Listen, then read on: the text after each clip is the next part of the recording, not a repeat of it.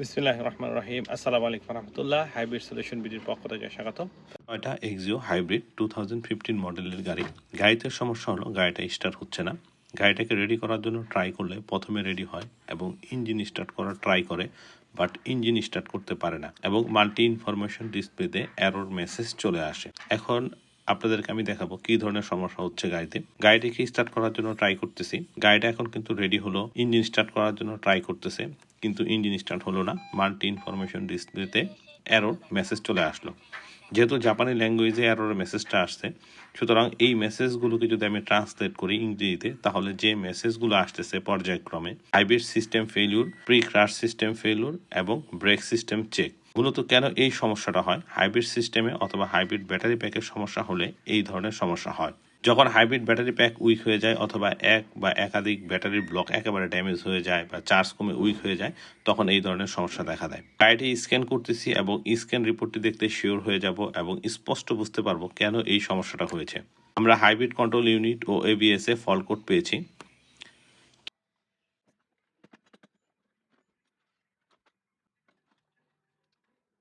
কি fault code পেয়েছি hybrid control ইউনিটে?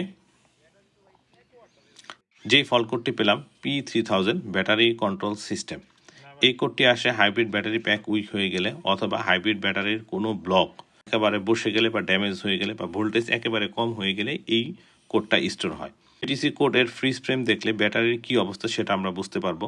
ব্যাটারির ব্লক ভোল্টেজ 1 নম্বরটা ঠিক আছে 14.6, 2 নম্বরটা 12.9, 3 নম্বরটা 12.6, 5 নম্বরটার দিকে খেয়াল করেন 10.5, 6 নম্বরটার দিকে খেয়াল করলে 8.2, 7 নম্বরটা 6.7। মূলত সম্পূর্ণ ব্যাটারি প্যাকটা কিন্তু কমপ্লিট উইক হয়ে গেছে। নম্বর, 9 নম্বর ও 10 নম্বর ব্যতীত প্রত্যেকটা ব্লক কিন্তু বসে গিয়েছে। বিশেষ করে 5, 6 ও 7 নম্বর ব্লক তাই উইক হয়ে গেছে যে গাড়িটা স্টার্ট করার মতো পর্যাপ্ত ভোল্টেজ নাই। পিএসএ কিন্তু আমরা ফল্ট কোড স্টোর হয়েছে সেটা আমরা এখন দেখব যে কি ফল্ট কোড স্টোর হয়েছে। PSA C1259 HB or EB control system regenerative malfunction. Hybrid battery প্যাকটা ড্যামেজ হয়ে যাওয়ার কারণে কিন্তু ABS এই কোডটা শো করতেছে। মূলত ব্রেক বুস্টারে কিন্তু কোনো সমস্যা নাই। এখন যেটা আমাদের করণীয় সেটা হলো পুরো ব্যাটারি প্যাকটাকে খুলে বের করে আনতে হবে, ব্যাটারিগুলোকে চার্জ করতে হবে, তাহলে গাড়িটা স্টার্ট হবে। পুরো ব্যাটারি প্যাকটা চেঞ্জ করে দিতে হবে। গাড়ির মডেল 2015, এখন 2025 সাল। অলরেডি গাড়ির বয়স 10 বছর হয়ে গিয়েছে। সুতরাং গাড়ির ওনার সিদ্ধান্ত নিয়েছে পুরো ব্যাটারি প্যাকটি রিপ্লেস করবে। আপনারা সামনে যে রিকন্ডিশন ব্যাটারি প্যাকটি দেখতেছেন, এটি একটি লিথিয়াম আয়ন ব্যাটারি প্যাক। এই প্যাকটি ইনশাল্লাহ আমরা এই গাড়িতে ইনস্টল করবো আজকে। আমাদের ব্যাটারি প্যাকটি ইনস্টল করা শেষ। অবশ্য এই ব্যাটারির সাথে আপনারা লং টাইমের একটি ওয়ারেন্টি পেয়ে যাবেন। গাড়িটা আমরা ইগনিশন অন করছি এবং স্ক্যান করেছি, আলহামদুলিল্লাহ কোনো ফল্ট কোড নাই, সব কিছু নর্মাল আছে। গাড়িটা স্টার্ট করার পূর্বে ব্যাটারি ভোল্টেজের কী অবস্থা সেটা আপনাদেরকে আমি দেখাবো।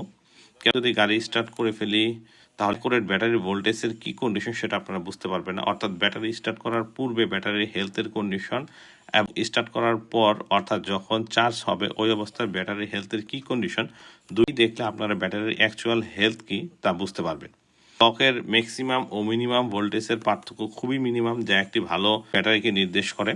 তাছাড়া প্রতিটি ব্যাটারি ব্লকের ভোল্টেজ এভারেজে 14.5 করে আছে, যখন স্টেট অফ চার্জ 15%-এর মতো। মিলে বলা যায় এই ব্যাটারি একটা চমৎকার কন্ডিশনে আছে। এখন আমরা আল্লাহ নামে গাড়িটাকে স্টার্ট করব। বিসমিল্লাহ। গাড়িটা স্টার্ট হলো, গাড়িটি এখন ইঞ্জিনে চলতেছে, ব্যাটারি চার্জ করতেছে। আপনারা মাল্টি ইনফরমেশন ডিসপ্লেতে একটি মেসেজ দেখতেছেন, ক্র্যাশ সিস্টেম মালফাংশন। এই কারণে শো করতেছে যেহেতু গাড়ির বনেটটা খোলা। পিসিএস সেন্সর থেকে এই ওয়ার্নিংটা দিচ্ছে, এটা নর্মাল ইস্যু। বনেট নামিয়ে দিলে গাড়ি অফ করে অন করলে আবার অটোমেটিক্যালি এই প্রবলেমটা সলভ হয়ে যাবে। তা আলহামদুলিল্লাহ গাড়ি এখন ইভি মোডে আছে, নর্মালি রান করতেছে, কোনো সমস্যা নাই। আমরা কিছুক্ষণের মধ্যে টেস্ট ড্রাইভে যাব ইনশাল্লাহ। তো আজকে এই পর্যন্তই। সামনে নতুন কোনো ভিডিও নিয়ে আপনাদের সামনে আসবো, সেই কামনায় শেষ করতেছি। সবাই ভালো থাকবেন, সুস্থ থাকবেন। আল্লাহ হাফেজ। আসসালামু আলাইকুম ওয়া রাহমাতুল্লাহ।